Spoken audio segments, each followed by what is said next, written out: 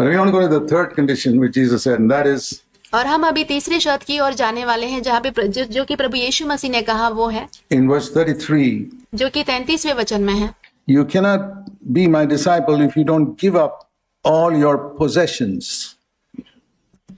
तुम में से जो कोई अपना सब कुछ त्याग न दे तो वह मेरा चेला नहीं हो सकता। Possessions are what we possess and what possesses us. संपत्ति यानी कि जिन संपत्ति को हम अपने हाथों में रखते हैं और जो संपत्ति हमें अपने हाथों में रखते हैं।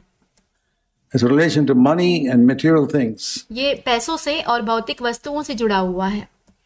And you find even a little child, if your little baby, as soon as it's born, his hand is clenched. You put आप देखते हैं कि एक छोटा बच्चा जैसे ही वो जन्म लेता है तो उसका जो मुट्ठी है वो बंद रहता है। your finger in there, it's grasping it. जैसे ही उसके हथेली पे आप अपनी उंगली रखेंगे तो वो पकड़ लेता है उसे। That's how we are, ऐसे ही हम हैं, grasping for whatever we can जो कुछ भी हम पकड़ सकते हैं उसे पकड़ लेते हैं हम for ourselves हमारे लिए, and possessing it. और फिर उसे अपने काबू में रखना। So I've often used this illustration.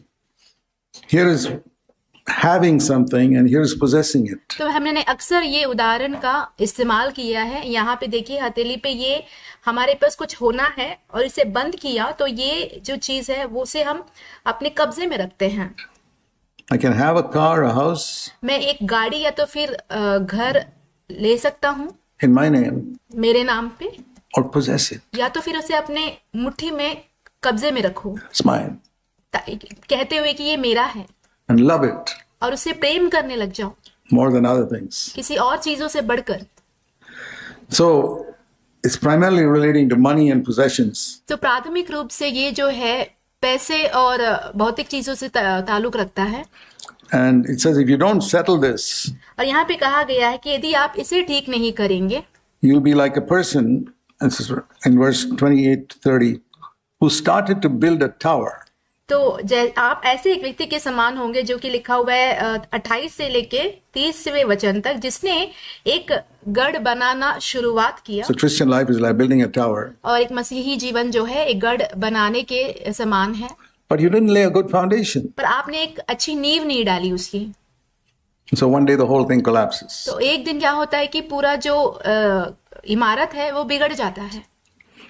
And the foundation is these three conditions. और नींव जो है वो ये 3 शर्तें हैं। I want you to see what Jesus said about money in Luke chapter 16. मैं चाहता हूं कि आप प्रभु यीशु मसीह ने पैसों के विषय में क्या कहा है वो देखें, वो की है जो कि है लूका का अध्याय 16 में And verse 13. उसका 13वां वचन। This is very important ये बहुत ही महत्वपूर्ण है because as important as the other two conditions. और दूसरी जो 2 शर्तें हैं उसी के समान ये भी महत्वपूर्ण है। Luke 16:13, Jesus said, no one can serve two masters. लूका 16वां अध्याय उसके 13वें वचन में प्रभु यीशु ने कहा कि कोई भी 2 स्वामियों का सेवा नहीं कर सकता। And most Christians in the world, if you go to them and ask them, who are अधिकतर मसीही जो इस दुनिया में हैं, उनके पास जाकर यदि आप उनको पूछेंगे the two masters in the world, दुनिया में 2 स्वामी कौन हैं, I tell you 90% of them will say God and Satan. मैं कहता हूं कि 90% लोग जो है यही कहेंगे कि परमेश्वर और शैतान है। And Jesus never said God and Satan. पर यीशु मसीह ने कभी भी परमेश्वर और शैतान नहीं कहा। He said the two masters are God and money. तो प्रभु ने कहा कि जो 2 स्वामी हैं वो परमेश्वर और धन है। And put God and money in that sentence. आप परमेश्वर और धन को उस वाक्य में रखें। Either he will hate money and love God, या तो फिर वो पैसों से नफरत करके परमेश्वर से प्रेम करेगा, or he will hate God and love money. या तो फिर परमेश्वर से नफरत करके पैसों से प्रेम करने लगेगा। I'm just reading what Jesus said. मैंने यहाँ पे जो प्रभु यीशु ने कहा है वही पढ़ रहा हूँ। Or he'll be devoted to money and despise God, या तो फिर वो पैसे से मिला रहेगा और परमेश्वर को तुच्छ जानेगा, or he'll be devoted to God and despise money. या तो फिर वो परमेश्वर की ओर भक्ति रखेगा और पैसों को तुच्छ मानेगा। Have you put those things in there? Have you read it and faced up to it yourself? क्या आपने इन 2 चीजों को वहां पे रख के पढ़ के इसका सामना किया है अपने आप से? I faced up to it as a very young man. जब मैं एक जवान व्यक्ति था तभी मैंने इस बात का सामना किया था And I said, Lord, I want to live for you and I want to serve you. और मैंने कहा कि प्रभु मैं आपके लिए जीना चाहता हूँ, मैं आपकी सेवा करना चाहता हूँ। And I can see that money is a tremendous alternative master to God. और मैं ये देख पाता हूँ कि पैसा जो है परमेश्वर की तुलना में बहुत बड़ा एक स्वामी है। And the way I asked this question for myself was like this: how do I know who's my master?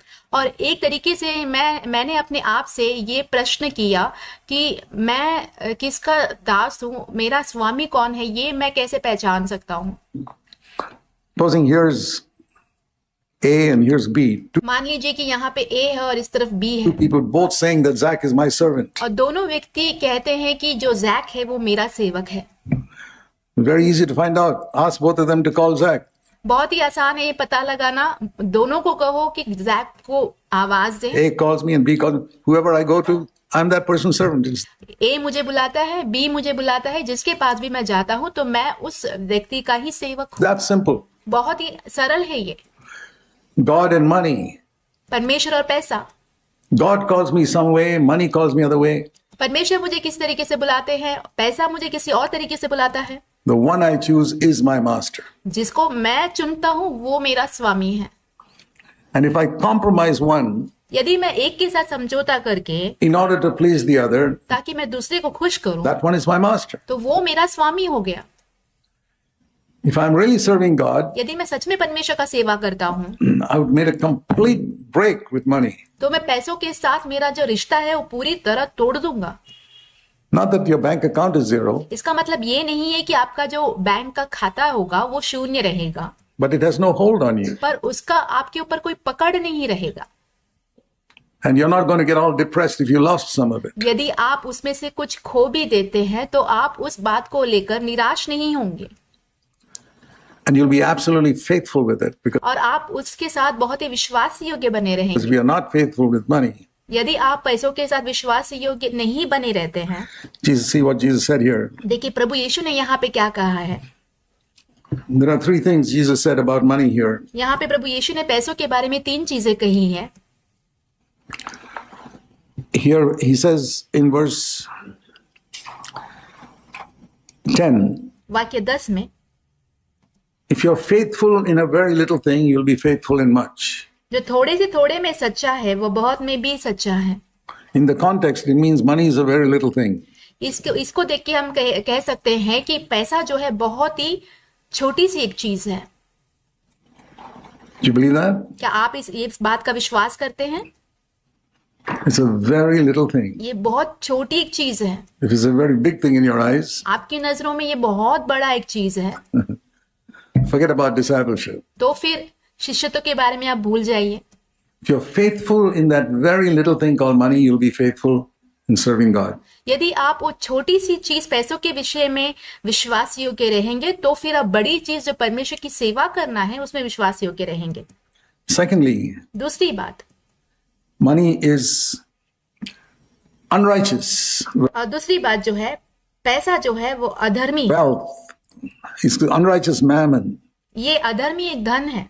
If you're not faithful with unrighteous mammon, यदि आप अधर्मी धन में विश्वास योग्य नहीं रहेंगे who will give you the true riches? In other words, तो आपको सच्चा धन कौन देगा? money is not the true riches. इसका मतलब ये हुआ कि पैसा जो है वो सच्चा धन नहीं है। The true riches are, सच्चा धन जो है, I remember years ago asking God, Lord, what are the true riches in the Christian life? And the मैं स्मरण करता हूँ कि बहुत वर्ष पूर्व मैंने परमेश्वर से ये सवाल किया था कि परमेश्वर मसीही जीवन में सच्चा धन क्या है। Lord showed me, first of all, प्रभु ने मुझे सबसे पहले दिखाया likeness to Jesus Christ. प्रभु यीशु मसीह के समानता में होना।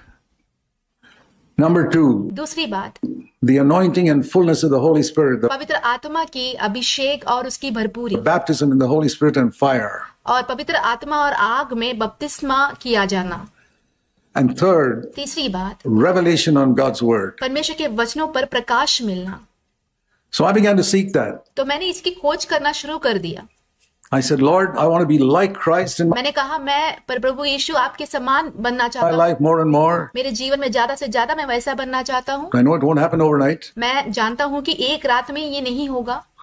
I want the real, genuine baptism in the Holy Spirit. मैं पवित्र आत्मा की सच्ची बपतिस्मा चाहता हूं अपने जीवन में, that sets me on fire and anoints me, that my words will be anointed. ताकि वो मुझे आग से भर दे, ताकि मेरा जो शब्द मेरे मुंह से निकलते हैं वो अभिषेक भरा हुआ हो When I speak them.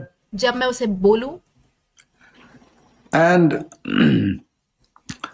third, तीसरी बात, I will not allow money to rule over me. पैसों को मैं अपने ऊपर राज करने नहीं दूंगा। I'll be faithful like it says here. जैसे यहाँ पे कहा गया है वैसे ही मैं विश्वास योग्य रहूंगा, And I will not allow money to have a grip on me. और मैं पैसों को कभी भी मेरे ऊपर पकड़ रखने नहीं दूंगा।